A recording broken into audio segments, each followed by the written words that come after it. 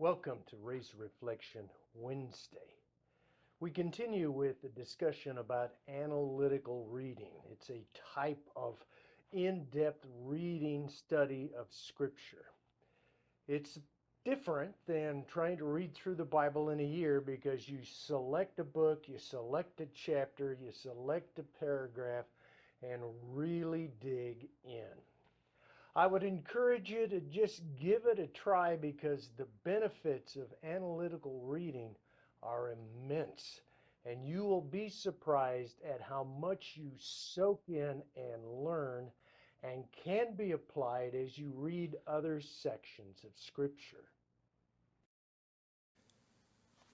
An analytical reading of anything, including Scripture, has four basic questions that you consider as you go through the text. First, what is the text about? Second, what is the detailed message of the text? Number three, and this may seem weird to do to a biblical text, do you agree, disagree, or are you mixed with the text message? This is important because it will get your brain to think critically, and you will be able to understand a bit better the critics that we read about in Scripture, and it will make you more aware of how other people are using Scripture today. And then the final question, is the message of the text true? Again, you may think that's kind of interesting for a biblical reading, particularly if you take the Bible seriously. But again, this pushes you to move just from an intellectual, yes, it's true, to a more experiential truth. And then, of course, along with that is, what is its value? What does this text, how do I put it into use today? So think of those four questions as we look at Psalm 1.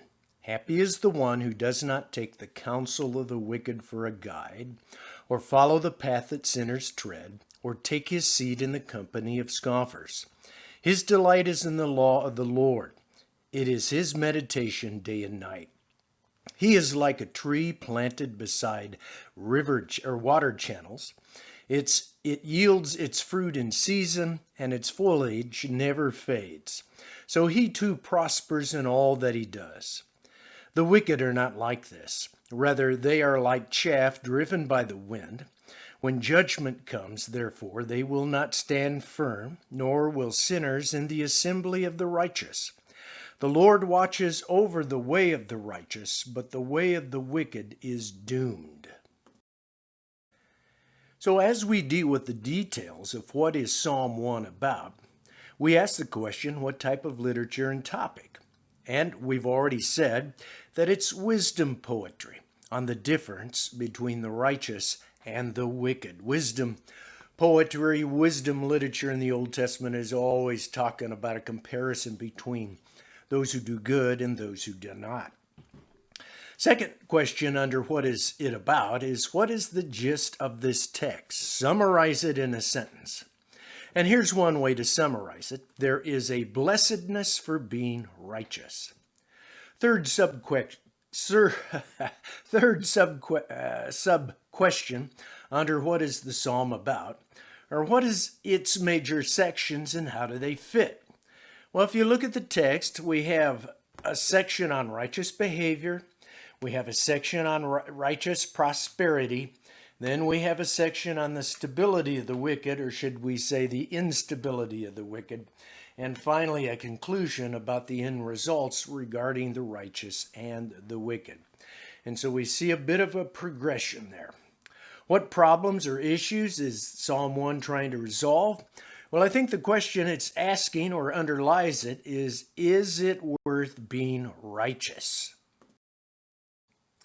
Now, if you've struggled with answering what is Psalm 1 about, text me, and we can discuss over the internet or through a text. But now we move to our second major question as we do analytical reading. What is the detailed message of Psalm 1?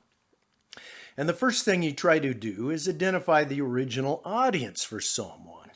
Is this written to the righteous, to the wicked, to Jews, to Gentiles? Is it written to a mix of people? Is it written to worshipers? Is it written to people who are in Babylonian captivity? To the best of your knowledge, make a good guess at this.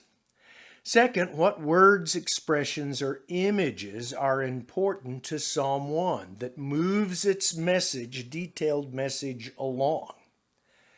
Third, what are Psalms 1's claims? What is it claiming about life, about truth? And what does it conclude? And again, I think Psalm 1 is fairly easy to do because it's short. And finally, what is Psalms 1's solution to the issues it discusses or the problems it tries to solve? How does it solve that question that we've already identified? Is it worth being righteous? Well, go back to Psalm 1, work it over, and we'll see what we conclude.